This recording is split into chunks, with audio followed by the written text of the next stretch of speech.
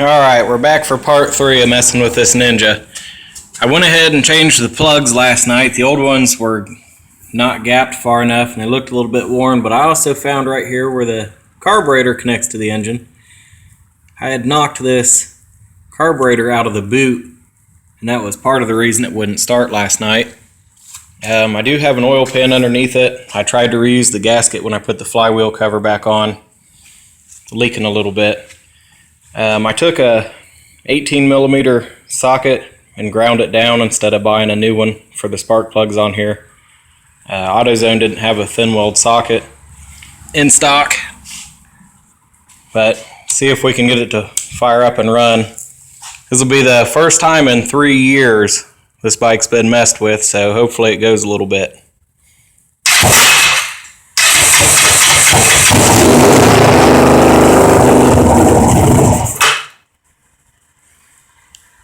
Short-lived, but it's better than it was. Sounds like the clutch is still hanging up, so I might need to clean the oil out of it a little bit better. Maybe let that blue Loctite set up better. I have to take it back apart to change the gasket anyway, so it's not that big of a deal.